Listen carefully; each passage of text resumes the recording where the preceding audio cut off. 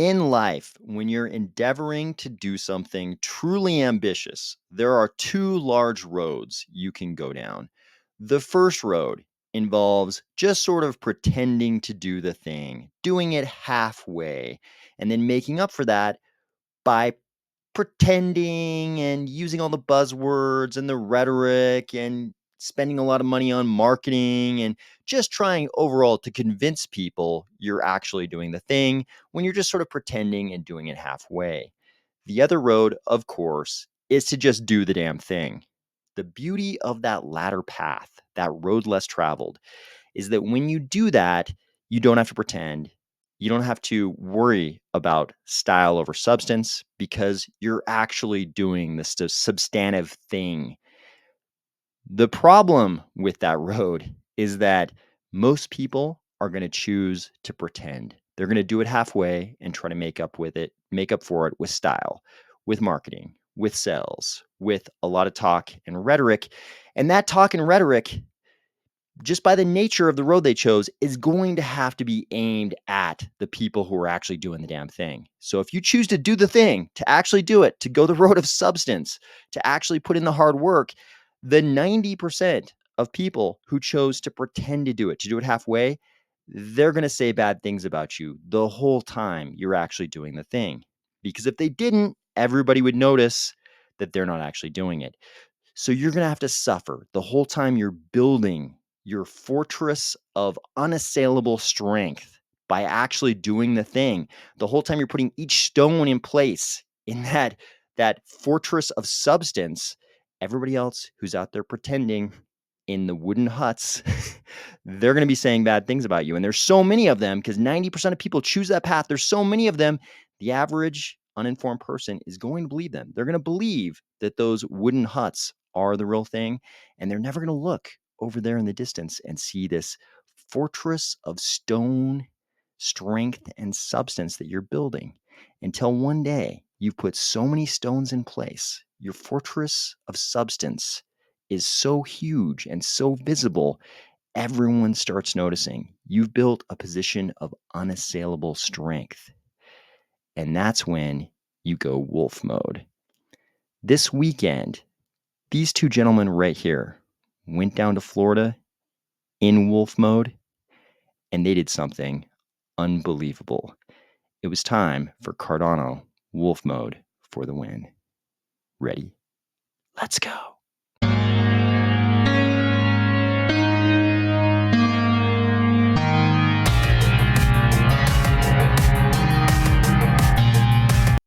If you've never even seen a wolf, let alone a man in wolf mode, or if you're finding value in these videos, please consider delegating to the Army of Spies DRep address and the Army of Spies stake pool, ticker AOS.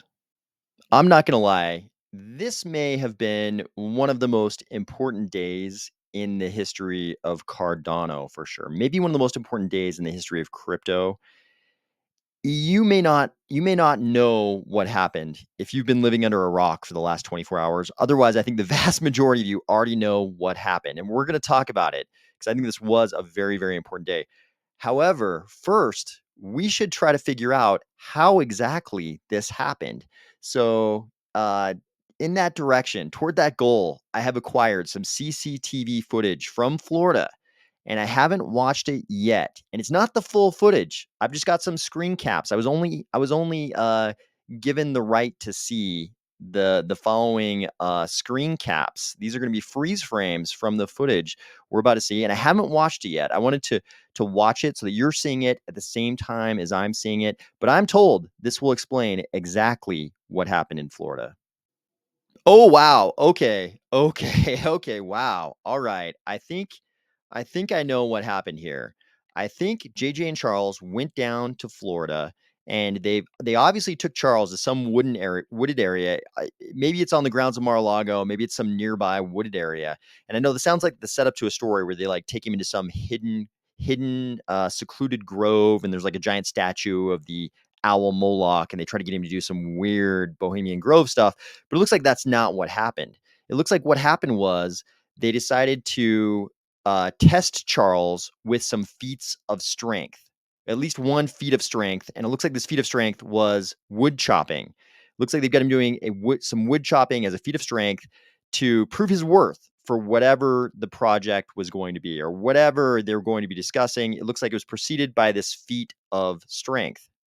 And I think it's got to be acknowledged here. I mean, Charles must have had some kind of intel about this feat of strength because he was obviously prepared. This is a very swole and fit Charles. This is a thick, fit, and swole Charles we've got here. I know. I remember something like a year ago. Was it a year ago, 2 years ago? Who knows how long he's been preparing, but quite a while ago, he was talking about getting a personal trainer and, he was talking about needing to be in very good shape, all these kind of things. I didn't notice in the videos he was putting out the level of musculature and fitness he had achieved. He's been hiding this underneath his dress shirts. He's obviously been hiding it from us and from everyone else so that no one would know how prepared he was for this feat of strength. Okay, jumping ahead, it looks like Charles was too powerful with the axe. They took the axe away and they gave him some kind of what is that, a cake knife or some kind of flimsy, very, very light blade to see if he could chop the wood even with the cake knife. But Charles, looking very fit here, very powerful. I assume he passed this test as well. Okay, looks like he got the axe back, chopping away, powerful as always. Skipping ahead, what is this? Charles is looking way too hirsute here. Wait a second. Are we dealing with a bit of lycanthropy here? Is Charles doing what I think he's doing? Oh, yep, yep, yep. I knew it. I knew it. Okay. It looks like what happened here is Charles knew he needed to clinch the deal, so he went full wolf mode. Although, I gotta say, I'm a little uncomfortable with the size of his shorts. Even in wolf mode, those are too small. Those are far too small. Okay, wow. Oh, wow. Oh, wow. Okay. Very uncomfortable. Very uncomfortable. But I think I understand now. I think I understand. When I thought Charles just went wolf mode, I was like, okay, if Trump sees wolf mode, he's just going to tell Elon, David Sachs, whoever to just give Cardano whatever it wants in terms of crypto. He's going to say, "Hey, crypto team, give Cardano whatever they want." But now I know Charles decided to up the ante. He went full wolf mode, full no pants wolf mode for extra intimidation, extra domination. It's obvious to me that once Trump got this full visual dose of the ferocity of the Cardano wolf mode spirit, he was going to go to bed that night, wake up the next morning, and he had no choice but to declare Cardano a part of a strategic federal crypto reserve. I mean, what else was he going to do? He was probably very tempted to just replace the US dollar with ADA. He probably started writing, like US dollar deleted, replaced by Cardano ADA. That was probably the original executive order. And then he was like, wait, I don't want to overwhelm these geniuses who got into Cardano so early. These guys are going to get too rich. It'll be too overwhelming for them to deal with the incredible newfound riches. Let's ease them into it. We'll just make Cardano a part of a strategic federal crypto reserve. So he probably just did that. He probably toned it down for our sake. But once he saw this, I'm sure he was thinking like, eventually, we're just going to replace the dollar with ADA. But for now, just the strategic reserve. Obviously, the next morning we saw this. First, we saw this post from the president, which said, "My executive order on digital assets directed the presidential working group to move forward on a crypto strategic reserve that includes XRP, SOL, and ADA. I will make sure the US is the crypto capital of the world. We're making America great again." I would have loved to have been in the room with either Vitamin or Michael Saylor. I assume they both lost control of their bowels in rage and destroyed their laptops or their phones upon seeing this. I assume every electronic device in whatever room they were in was completely demolished out of rage. I would have it would have been incredible just to see the look on their faces when they read this. So, of course, something like an hour and a half later, quite a while, an hour and a half later, uh, Trump came back and said, obviously BTC and ETH as well. But you notice that's not what he was excited about in the initial post. Super excited about XRP, Sol, and ADA. And then he comes back, he's like, oh yeah. What also BTC and ETH. For his part, Charles had the following to say, and you can see it looks like he took some battle damage, probably some larger wood chips during the ferocious feat of strength. I'm tired. I'm going to get some sleep today. But I'll see you guys on the other side with midnight. That's 37 million people. Bitcoin DeFi, 4 times larger than Solana and Ethereum combined. And Laos makes us faster than pretty much everybody, especially when you add the roll-up shit in. Charles followed that up with this crazy post. The next one is going to be super fun. And then he posted the red ball soon image. So we've known something is coming and there was confusion. Was it this thing that just happened down at Mar-a-Lago? Is there something else? It looks like there's something else as well, which is crazy because the announcement about the strategic crypto reserve is so big. It's so big and so impactful. It's almost too early to even speculate as to how big that's going to be. This is one of the most gigantic things that's happened in the history of crypto. This is one of the biggest events in the history of crypto. Um, Not even addressing how gigantic it is for Cardano, being named among only 3 assets initially for the first hour and a half as part of this crypto strategic reserve. Obviously, Trump came back and corrected that and added back in Bitcoin and Ethereum.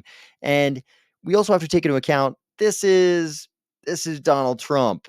I'm going to put this charitably. He's a dynamic character. he he um he quickly adapts to changing circumstances, though, so things can change with him. His tweet one day might be different than his tweet or his activities or his decisions a couple days later. So things can always change. We can't take this as, you know, concrete end of the story. There's going to be more detail fleshed out on this. When he posted that, who knows if he had even talked to his White House crypto working group yet. Who knows what this is going to look like when it finally hits the ground. But that alone is so big. And then we've got this. What is this going to be? Is this like Cardano integration into X when X does its thing where it becomes this like WeChat style platform where they're using those money services businesses licenses they filed for in multiple states. I think we saw multiple states over the last like couple of years since Elon took control of Twitter.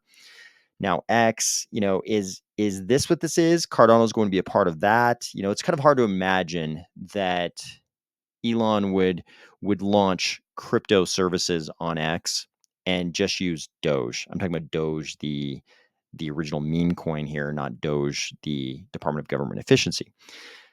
It's hard to imagine that he would just use Doge because Doge is not a third gen crypto like ADA is. It doesn't have the kind of expressiveness that ecosystems like Ethereum and Cardano and Solana have. So it would make sense that Elon would choose some of these other ecosystems. Obviously, I'm not saying that Ethereum was third gen at the same time that Cardano was, but it makes sense he would include some ecosystems that have that level of expressiveness.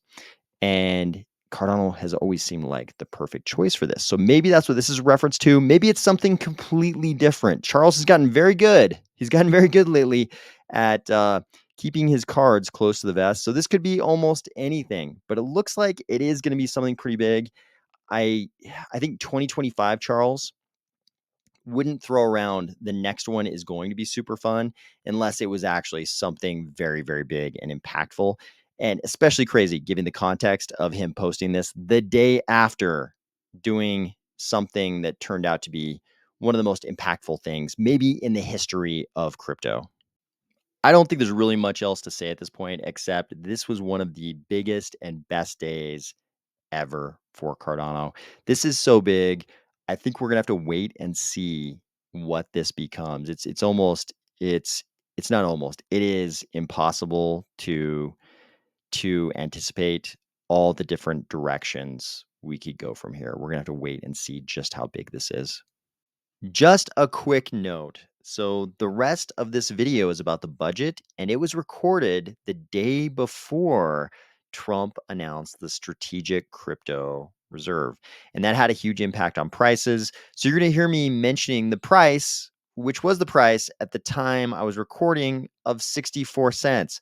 Obviously, as soon as Trump made that announcement, the price skyrocketed and went above $1. As I'm speaking right now, as I'm recording, the price is $1.06. So mentally in your head, just make that adjustment as we go through this discussion. Now it's time for us to become budgeteers. So grab your fancy feathered hat and your épée or your rapier, and let's do budgeteer things.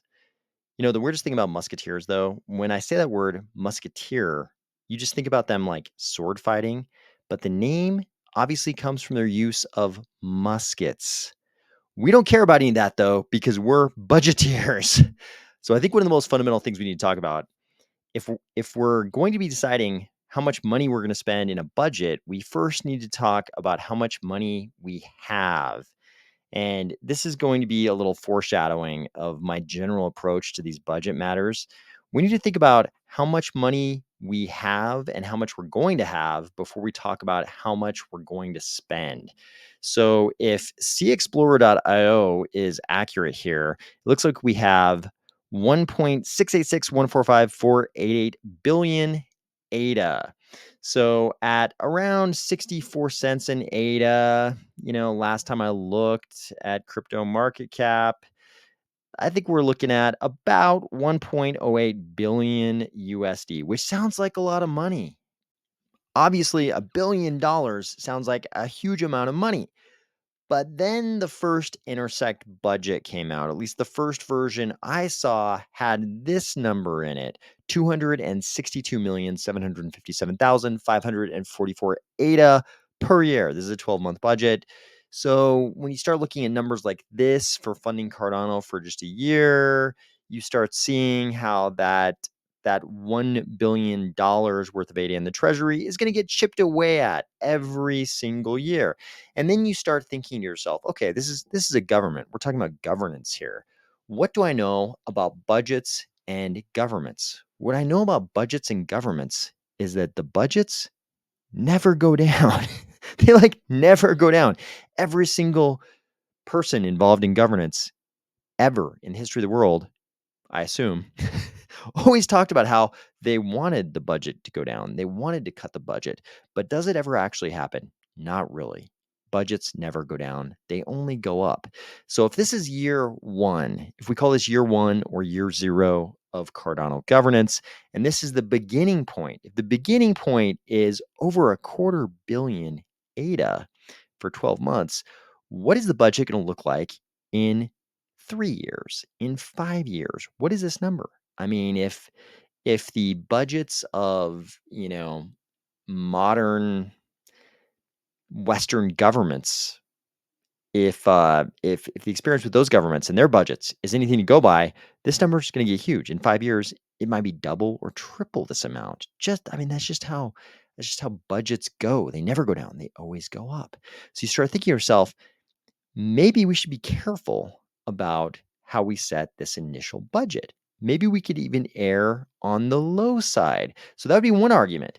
Start low because budgets only inflate. They never go down. They only always go up. The other argument would be, hey, and this is sort of the startup argument. It's like, hey, we need to spend money now, get ahead of the other blockchain ecosystems, and get a sizable lead ahead of them while we can with this money now. It's better to spend the money now, get out ahead, grow, scale, onboard more regular users, more dApps, more developers, more financial entities willing to put up money. You might feel one way or another about that, but however you think the Cardano ecosystem should grow, you could make the argument that we should put up the money now. We should overspend now to get out ahead of our competitors. So there's two different ways you could feel about that. The way I feel about, and we're not saying this is the current budget that Intersect would put back before us today or tomorrow, or that they're going to put it in front of us in a week, or that this is the only budget. We're going to look at some other budgets as well. But just thinking about budgets sort of generally, I would say there are good arguments both for spending more now and being more conservative now, knowing that budgets only go up. But I think there are good arguments on both sides of that. But what I do think is probably prudent is if we make sure we have a balanced budget. So in order to have a balanced budget, we need to not only think about the total amount of ADA we have in the treasury right now, we also need to think about inflows into the treasury every single year, because in order for our budget to be balanced, we need for the outflows to be less than or equal to the inflows. So we need to talk about something else, which is the tau parameter debate that's going on right now. This is the debate about whether or not 20% or 10% should be going into the treasury. And that 20% currently, or 10% as proposed in a current governance action, is coming out of both the inflation of ADA and the transaction fees. So, of course, if we went from 20% to 10%, we would be cutting the amount going into the treasury, the inflow, we'd be cutting it in half. So here's that actual tau parameter governance action. So you see, as of right now, 729 million ADA have voted yes. 1.25 billion ADA have voted no. So far, things are very much in the direction of no, don't cut it, don't go from 20% to 10%. But the yes votes are gaining. Originally, the yes votes were not doing so hot. They're doing a little better now, still trailing the no vote very heavily. And this vote won't expire until the 15th of March. So there's still a little more time. We'll come back to that in a second. So first off, I think there are good arguments on both sides of this argument. And I don't think either side is being unreasonable or especially unwise. I think very good arguments have been put forth on both sides. On the don't cut it side by Utah, on the definitely do cut it side by Andrew Westberg. And it is true that this 20% we're currently at is a bit arbitrary. If this had originally been set at 10%, we'd currently be debating whether it should be 10% or 5%. So 20% was kind of an arbitrary starting point. But my position currently is that now is the wrong time for this debate. I want a balanced budget. That means the inflows into the treasury, like I said, have to be equal or greater than the outflows. So we need to know what the outflows are going to be before we can decide how much to reduce the inflows. So, speaking of those outflows, absolutely no one will be shocked to hear that a lot of people in Cardano did not like that initial Intersect budget of over a quarter billion ADA per year. So we're likely to see probably multiple revisions of that budget out of Intersect. We'll probably see a brand new budget out of Intersect and maybe multiple iterations of new budgets out of Intersect. We've already got competing budgets like this libertarian Cardano budget proposal of only 82 million ADA per year. This shouldn't be surprising to anybody. Of course, there's a very hard libertarian bent in crypto. So there's going to be a lot of people who want to spend much less on the budget than a quarter billion ADA a year. There are a lot of people who are going to be in favor of something that looks a lot more like this. There's going to be a lot of fighting. We knew this ahead of time. Politics is always going to be chaos. And the main reason it's chaos is because it's basically the divvying up of the assets. It's deciding who gets what. And that's what the budget is. The biggest part of governance is the budget, deciding who gets what. And here we are doing the biggest part of governance right out of the gates. It's like the first thing we're doing. It's probably not the first thing we should have done. I mean, you could argue we set up the Constitution, had the Constitutional Convention, all that kind of stuff. But the first thing we're doing publicly that kind of everybody's engaged in, more than just watching something happen in Argentina, is this the most important thing? So it's kind of hard. We're getting thrown right into the fires here. But here we are. We've got multiple budgets out there as it should be. Intersect is going to come back with revisions, I'm sure, of their budget as it should be. And people might decide they don't like any of the budgets out of Intersect. They might decide they love them. This is what governance is. So people shouldn't get stressed out like this and think that it's a disaster that there's disagreement about the budget. There will always be disagreement about the budget every single year. It's going to be like this every single year because it's like this for every budget in every government. That's how it is. So, one of the things we should think about though, on this topic I touched on earlier about budgets always going up.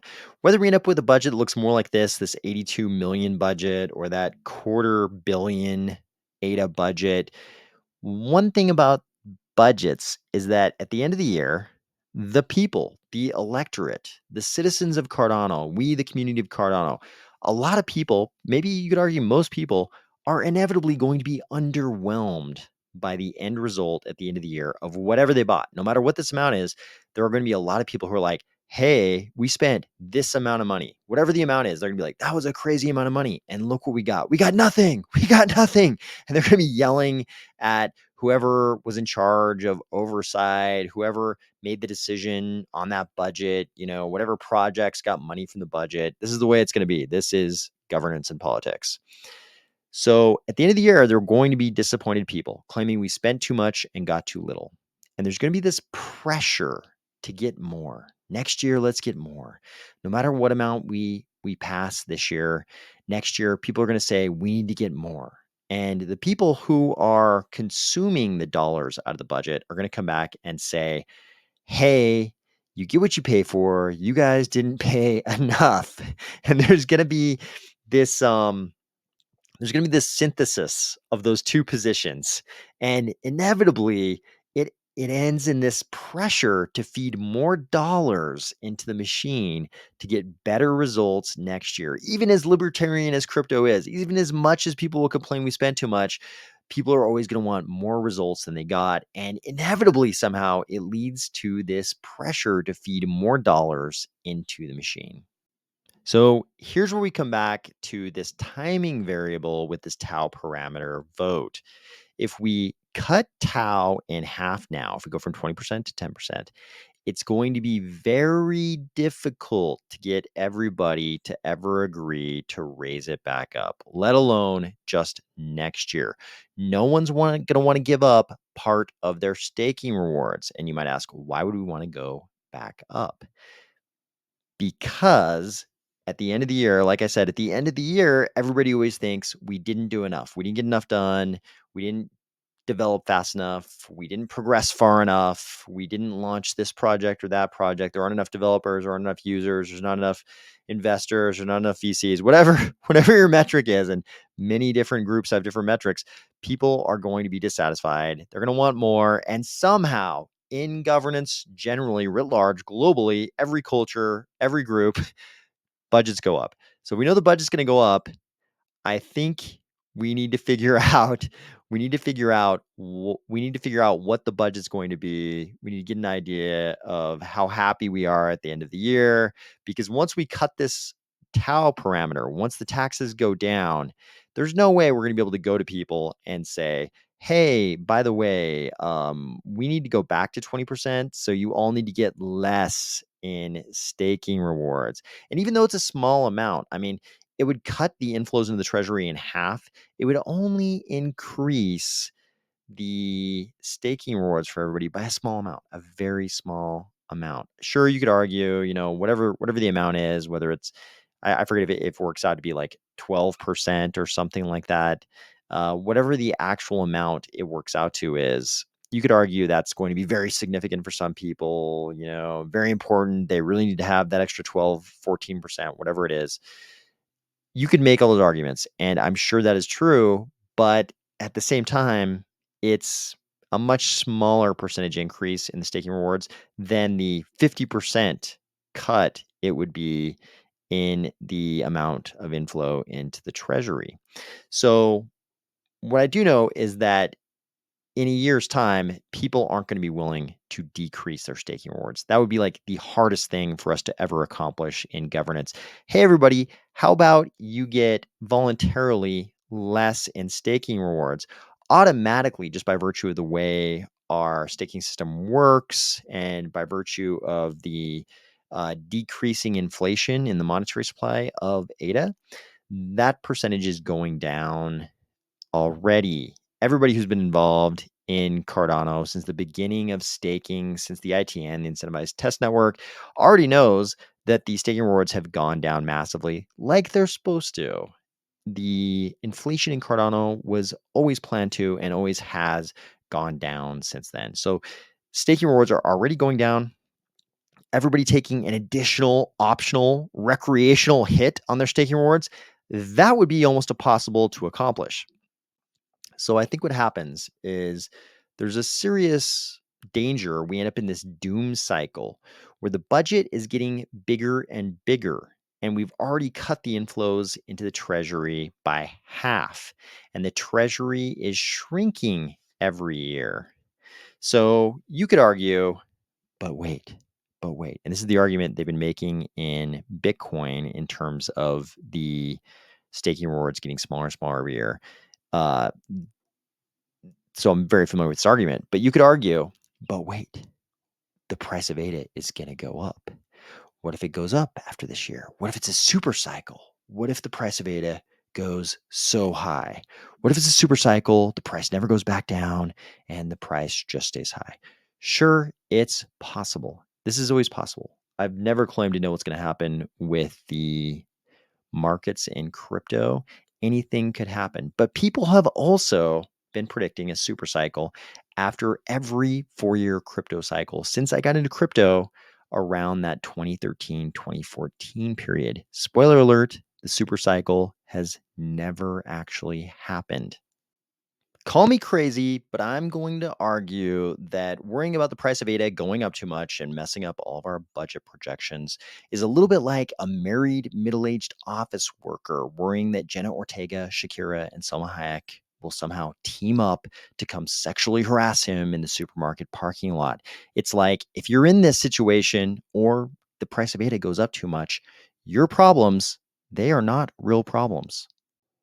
And ladies and anybody else who's into guys, I'm definitely not trying to leave you out. I just don't know what the equivalent is. I'm sure it's something like you're stuck in an elevator with Channing Tatum and Brad Pitt, and it's too hot and they can't keep their shirts on or something like that. You get what I'm saying. I think everybody gets what I'm saying.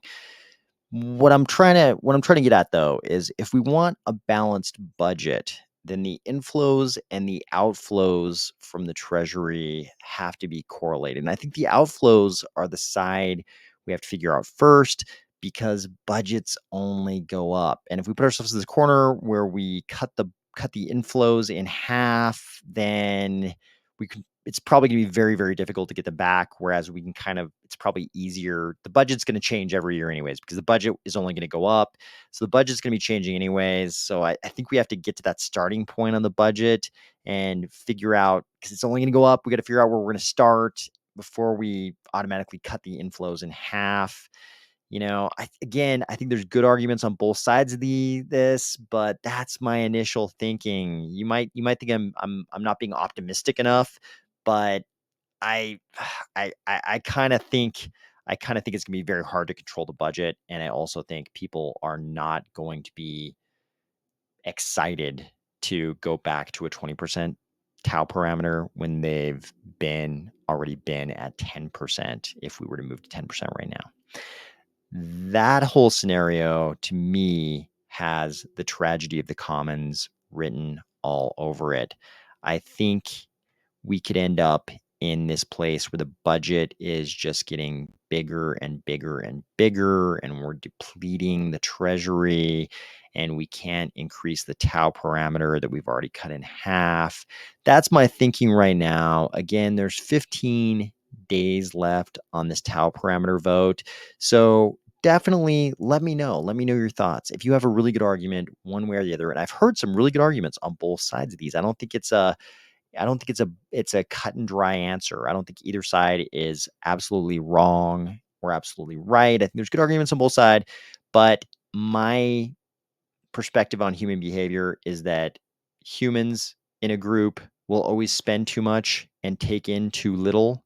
They'll earn too little and spend too much, and you end up in that tragedy, the commons position that virtually every, modern industrialized economy that has a government ends up in and is in right now. They're all so deeply in debt that they're spending way too much of their GDP just servicing the debt.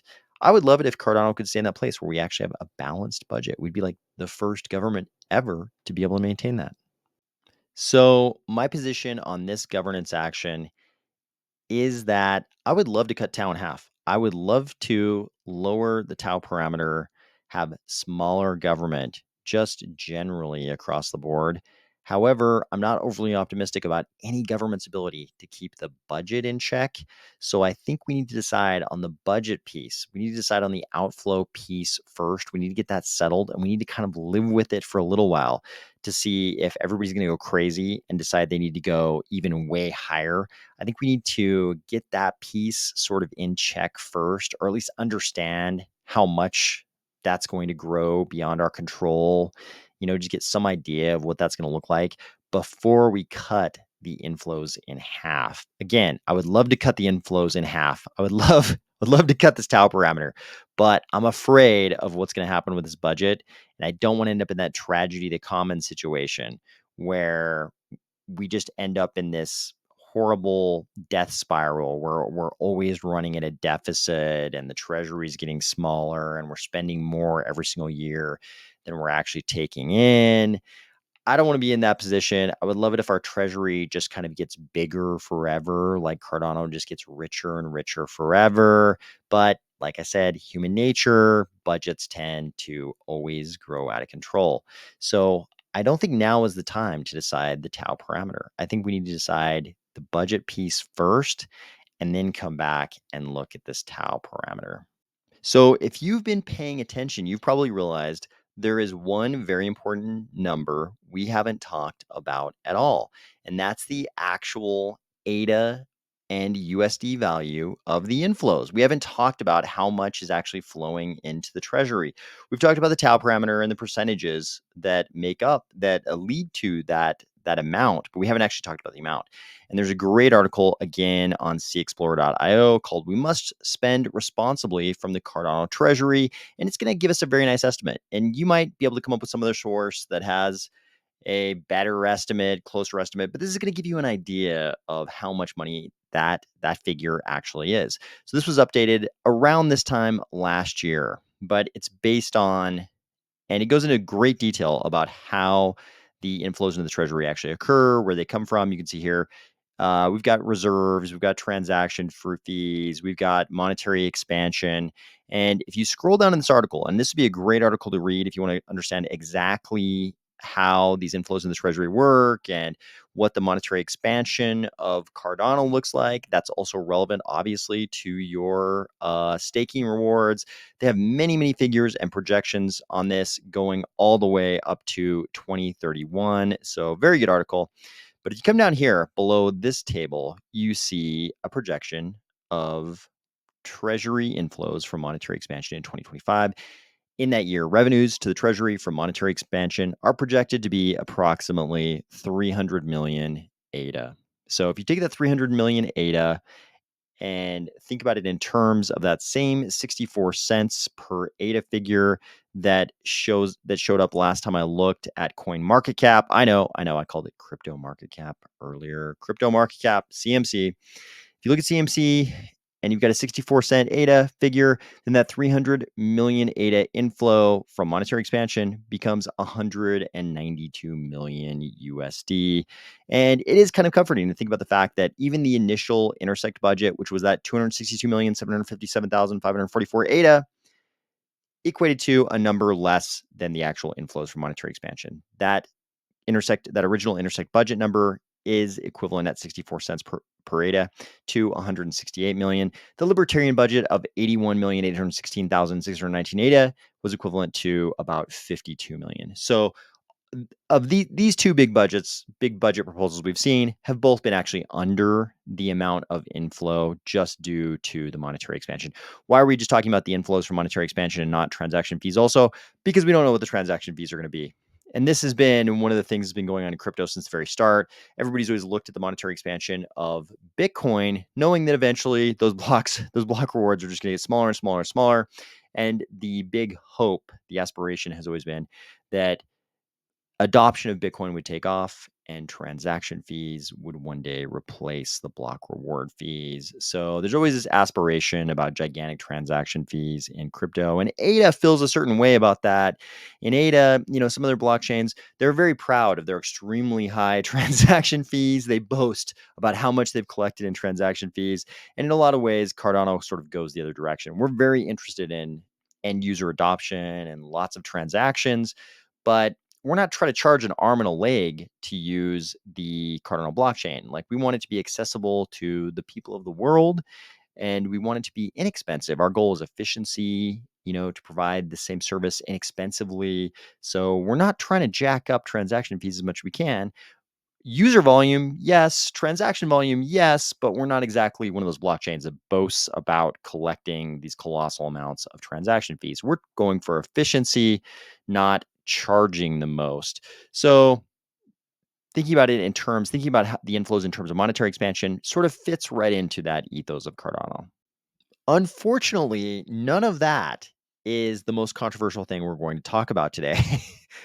this next part, this next part is, and that has to do with what we're actually going to spend this budget money on. Because right now we've just talked about sort of, you know, inflows and outflows and the size of the treasury. We haven't talked at all about how we're actually going to spend this money. So I know some of you were probably thinking in that last little discussion, hey, this guy keeps using that phrase, tragedy of the commons, but none of the scenarios he's describing really fully fit that fact pattern. But the budget process does create this sort of tragedy of the commons. You think about the way the budget actually gets created, which is the part we're going to talk about now. So what happens is, so far what's happened is we've just sort of gotten this gigantic budget from Intersect, and a couple other budgets have emerged, and we haven't really gotten into the part where everybody in the community realizes that there's this pie to be divided up, and there's going to be a lot of different slices of this pie, and a lot of different factions are going to try to get their slice of the pie. And it does become a tragedy of the commons, of course, because everybody tries to get their little piece of the pie without worrying about how big the total pie expands to accommodate everybody getting their little piece, because all they care about is getting their little piece. The total expenditure just keeps getting larger and larger and larger until you don't have a balanced budget anymore. You're running at a deficit, and then you end up in this place where all the modern governments are. That's why it's a tragedy of the commons, and that's the part that's so hard to control. Once everybody realizes that they can build their own little privileges into the pie, their own little expenditures that benefit them into the overall pie, then they stop caring about the overall size of the pie, and it just keeps getting bigger and bigger and bigger. So a few things have come up in this regard. So the most recent controversial thing has been this. So Charles he made a video or two, and he did this X space where he pointed out something really important and something very fundamental. And that fundamental thing has to do with the role of Intersect. So what Charles pointed out is that his initial sort of understanding and, goal was that Intersect was going to have this sort of oversight function. Intersect was not going to be deciding who got what. They weren't going to be taking over the power of the purse from the DReps. Charles seems to feel very strongly, and I agree with him, that the DRep should not abdicate the power of the purse. The DRep should be the ones deciding where to spend the money, not Intersect. The DRep shouldn't just be rubber stamping some budget that gives all the money to Intersect, and then unelected, I'm using that word elected kind of loosely because really there isn't an election, it's just a delegation. But people who weren't given a delegation, this mandate of the community, would be deciding who gets the money. So obviously, on paper, that notion doesn't sound good. It doesn't sound good. It's not what any of us intended, I think, that the DReps would just rubber stamp a budget and then Intersect would decide who gets what. That doesn't sound like representative government. You don't just sort of hand all the money, you don't just hand all the money to a giant unelected bureaucracy and let them decide how to spend it. Okay, maybe I just described exactly how the US government works, but I don't think that's the goal. I don't think that's anything we should aspire to. That's what we should try to avoid.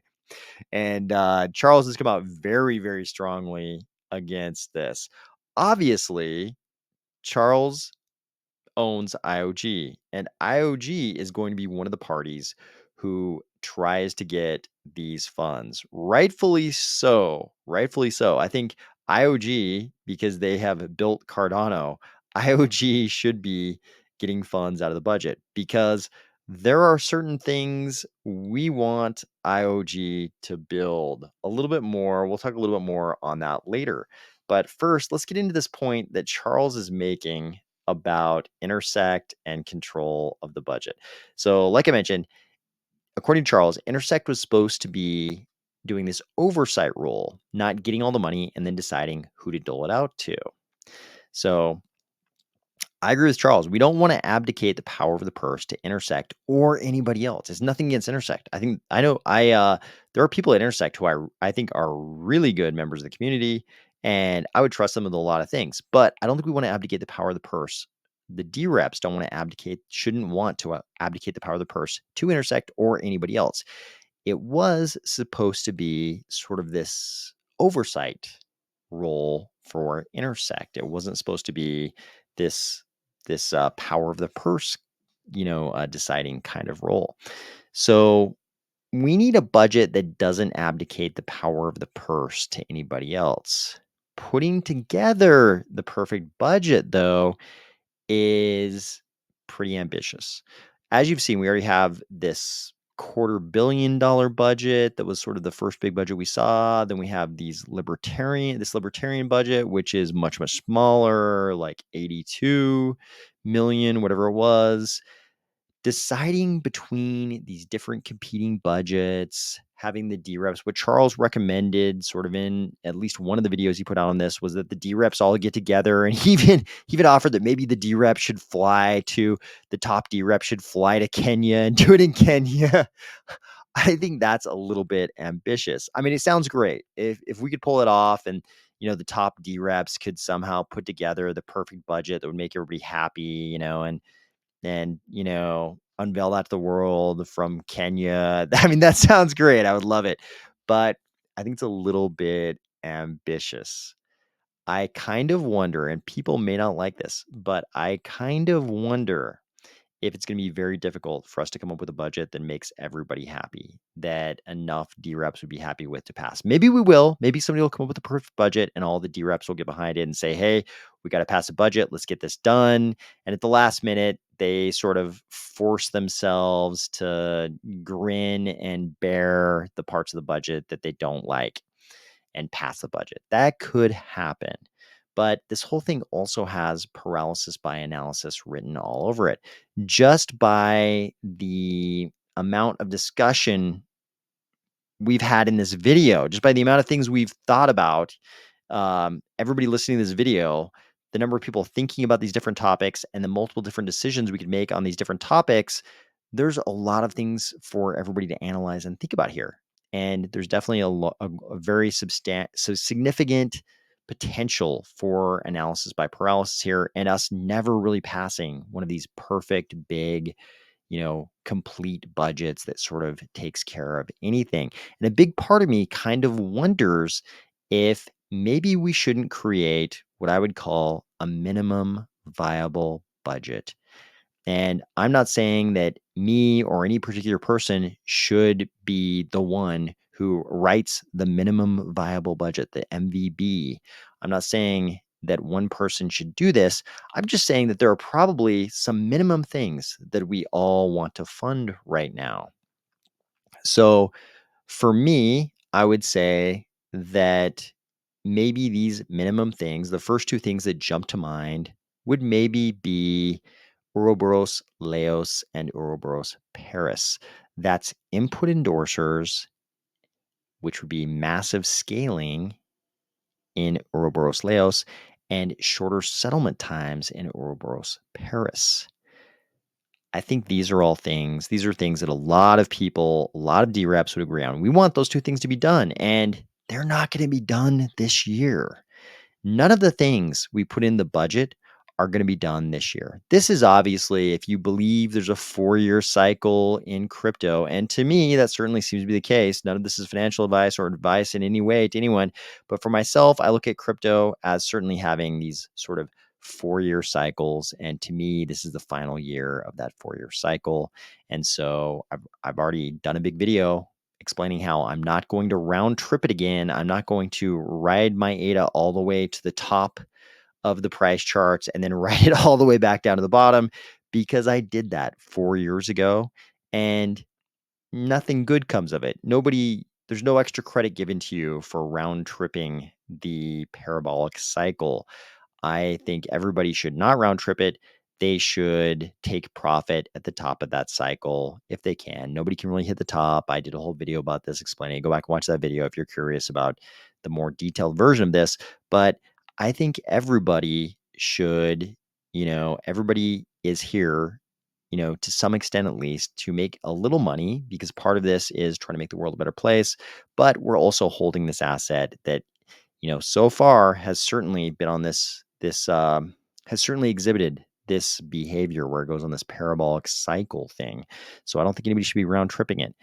The thing about the budget is anything we put in the budget now, I don't think you can assume that it's going to play out this year. I don't think anything we do in the budget none of that money is going to like build something that's so fantastic it's going to affect this year. That's long-term stuff down the road. So nothing we put in the budget is going to affect this year. So given that, I don't know if we're not really thinking about this year when there's going to be, if this 4-year cycle pattern holds out, there's going to be a lot of action just this year. I don't know if we need to have that perfect budget. I wonder if it's too ambitious, and maybe we just have this sort of minimum viable budget where whatever it turns out, all the rest of the DReps care about, whether they're like me and they care about input endorsers and shorter settlement times, Ouroboros Laos and Paris, whether that's what they care about or if they care about other things. Certainly, other DReps may want to continue to fund Catalyst. If so, that can be in the minimum viable budget. Should Intersect be the oversight vehicle? If people believe it should be, then that should be in the minimum viable budget. And I know I'm just naming super big ticket items when in fact there are a million little tiny things under the hood that we would actually have to pay for, even in this like ultra Spartan minimalist conception of a first year minimum viable budget. There are a million little things under the hood that we'd actually have to pay for just to sort of keep the lights on in Cardano, to keep the ecosystem running. I'm aware that those things exist. We're just not getting in that level of detail for this discussion. And also, there's a possibility that if we did try to pass a minimum viable budget, Charles might come along and say, hey, if you guys don't pass a full and complete budget, IOG is going to bounce. We're not going to build anything for you. We're going to move along. I'm going to do Hoskinson Longevity Clinic, Hoskinson Health, whatever he calls it, and glow in the dark plants, and not worry about Cardano anymore. Maybe he would make that threat, to force us to pass, this like perfect budget.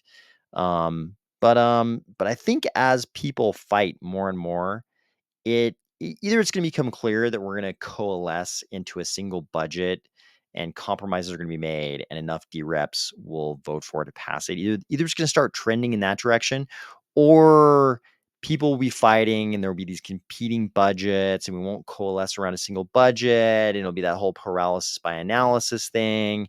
Maybe it looks more like that and the chaos doesn't look like it's trending toward coalescing into a single budget, then minimum viable budget might start looking a lot more attractive. But maybe that's what we should shoot for. Our first budget, maybe it's a minimum viable budget. Maybe we make this budget skinny and strong, wiry, with a high strength to weight ratio, not lumbering, lethargic, and overstuffed. We can do all that stuff next year. We can get through this last year, the 4-year cycle, and debate this stuff publicly like we're doing right now on Twitter. We can debate it for a whole year, for the next 12 months. We can debate, what should have been a part of this, lean, wiry, strong, minimum viable budget we passed, and what other stuff we should add in. We can do the overstuffed, lethargic, lumbering budget next year. We can do all that next year and have a whole year to think about it. I also think we should try to keep this idea of a balanced budget in check here. And so far, all of the budgets have actually been under the amount that the Treasury is currently taking in. So you would think it should be easy for us to keep a balanced budget, but the history of human governance says otherwise. We should shoot for the goal of being the first government that keeps a balanced budget and doesn't get in this crazy death spiral thing where we're constantly praying for more inflows somehow. And because we're in crypto, that would mean more transaction fees, which is the thing that has always been the case in Bitcoin. In Bitcoin, everybody's always known, the next block reward halving is coming. And they're like, someday the block rewards are going to get too small. So we need to increase transaction fees to cover the shortfalls. If we do this in Cardano, we'll be trying to cover the shortfalls because we're depleting the treasury more and more each year. We shouldn't do that. We should try to stay in this balanced budget zone. And maybe the best way to do this year, start out with this minimum viable budget, just the main things that people care about. We fund those things this year, whatever are those things that most of the DReps, most of the delegation to the DReps, most of those delegators think about. Maybe we just pass that minimum viable budget and then we take a full 12 months and we have all the fights. Everybody tries to grab their slice of the pie.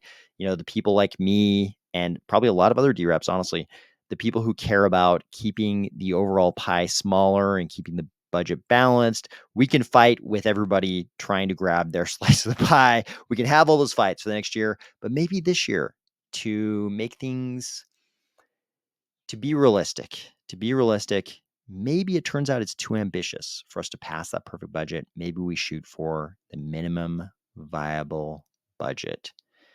Just one perspective on what we might do this year. Late edition breaking news. As if this episode wasn't action-packed enough, this came out right as I finished all that commentary on the budget process and Tau and all of that. All of a sudden, this popped up. So this is an info action. An info action is a little bit different than something like the vote on Tau, which is a protocol parameter change. An info action is more like, hey, everybody, here's this idea. Let's get a vote. How do people feel about this? Just what are people's thoughts on this? Is this a yes or a no? This is an info action. So even if everybody votes yes or no, nothing really changes.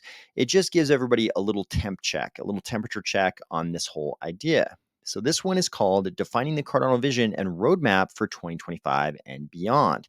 And for the record, I think we can all expect there'll be a lot of info actions because they're basically just temperature checks in the future that are not even really worth considering. Probably not a lot of people will vote on them because there will be a lot of wild ones that just aren't good ideas and they won't get a lot of attention and they won't really gain much traction. I think this one's different. This one is different. This one is worthy of consideration. And you can tell that already from the vote. So the yes votes are already 147.74 million. The no votes, 157.56 million. So the votes are already pretty close. And this hasn't been up long at all. People probably haven't had a chance to look at this. So this roadmap, developed by the Cardano Product Committee of Intersect with consultation from key technical stakeholders, outlines key development priorities, technological advancement, and strategic goals for the Cardano ecosystem. This is exactly the kind of thing I was hoping we would get when I was talking about a minimum viable budget. Because what I would like a minimum viable budget to do would be to just approve the money that's necessary for what I would call the biggest priorities, the biggest strategic goals for the Cardano ecosystem, the big technological advancements. So when I just read this info action, this appears to purport to be a roadmap for the technological progress that should be of the highest priority for our ecosystem. So let's look at the larger detail they provided behind this info action. So here's that extra detail. Let me first point out something very important about this proposal. The initial author of this roadmap is Sam Leathers, chair for the Intersect Product Committee. Here's what I could tell you about Sam Leathers. He seems to know what the hell he's talking about pretty much at all times. Samuel Leathers knows Cardano. This is a person who definitely knows the Cardano ecosystem and has been building things for us for a very long time inside of IOG. You know, it's this guy, IO Engineering, head of product for Cardano, head of product and core tech lead.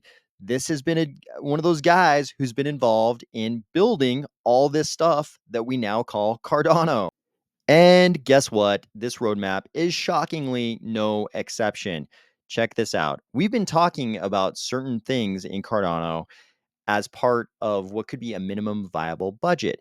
Guess what is identified in this 2025 roadmap? So if we scroll down here, they sort of set it all up, let you know sort of the theoretical, philosophical underpinnings of what they think should be achieved in Cardano. They talk about architectural excellence, modular design, performance optimization, formal methods of verification, research, and exploration. All things we've talked about many, many times on this channel. First big headline item, Laos. They have a big section talking about what should be achieved on Laos. And remember, this is about technological innovation priorities. This is about development priorities. This is a technological vision, technological roadmap and vision starting in 2025. What should we do going forward? What are the big ticket items? Laos, and then they've got a bunch of optimizations. These are sort of those million under the hood things that we have to do to keep the lights on, to keep everything going the way we want it to go. There's going to be a lot of these little things, but they actually identify a bunch of them. Anti-grinding, introduce measures to mitigate CPU-based grinding attacks, LSM integration. Then they start talking about incoming liquidity, L2 expansion. Next up, Hydra. We all know about Hydra. Then we've got Midgard. Midgard is Cardano's first optimistic roll-up framework. Then we've got Finality, Paris. We've got items under developer and user experience, programmable assets. Then they've got a really good note here about multiple node implementations. They say what we all already know, that multiple node implementations are absolutely crucial for Cardano's resilience and censorship resistance. Diversity strengthens security through a form of distributed peer review, as different teams scrutinize each code base, increasing the likelihood of identifying and addressing potential flaws before they can be exploited. But then they go on to say something really important. They say ensuring node conformity in Cardano relies heavily on rigorous formal specifications. These specifications serve as a definitive guide for node implementation, detailing the precise behavior and functionality expected of every compliant node. So they're making the point, yes, we definitely need multiple nodes, but the problem is if you don't have good node specifications that those additional nodes are built to, then you might have the original Cardano node. We'll call it node A. And then a bunch of teams might build node B, node C. And if there are no formal specifications that those new nodes need to adhere to, then we might end up in the situation where we've got node A, node B, and node C, and it's almost impossible to build things going forward like Laos that are compatible with all three nodes. All of a sudden you find out, oh, there were no specifications that node B and node C were built to, and so they don't actually match up to the way node A was built. And it's impossible now to do Laos and have all three of the existing nodes all work with any given version of Laos. It becomes very, very difficult to build to all these different nodes, build to the compatibility of all these different nodes without formal specifications in place beforehand, making sure that node B, node C are built to achieve this diversity of nodes that gives strength to our blockchain, but so that they all still meet the same formal specifications so that we can build these things like Laos and Paris and all these other priorities and have them all built to sort of one set of specifications instead of having these conflicting different nodes that all require different things.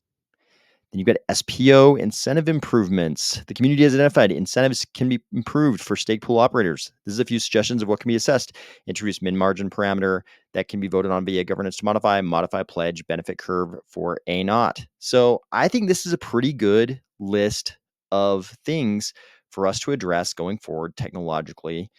Good areas where Cardano can continue to innovate. And I think the priorities are good. Look at this. Laos, optimizations, Hydra, Midgard, Paris, developer user experience, multiple nodes, SPO incentives. This is a pretty good list. And I think this, this is kind of the technological roadmap that would be complementary to a minimum viable budget. The minimum viable budget would what we would put in place to fund exactly this kind of roadmap. So take a look at this. Let me know what you think. I haven't, obviously, this has only been up for a very short amount of time, and a lot more thinking has to go into this. But reading this, I think I'm in favor of voting yes on this info action. And again, it's just an info action, it's just a temp check to see how the DReps like the sounds of this. I like the sounds of it. I think my intention, I'm going to read this more carefully, go through everything, but my intention would be to vote yes on this because this is exactly the roadmap piece that was missing in order to create what I would call a minimum viable budget. But whatever your feelings on the budget, I hope you're starting out a great week, and I'll talk to you soon.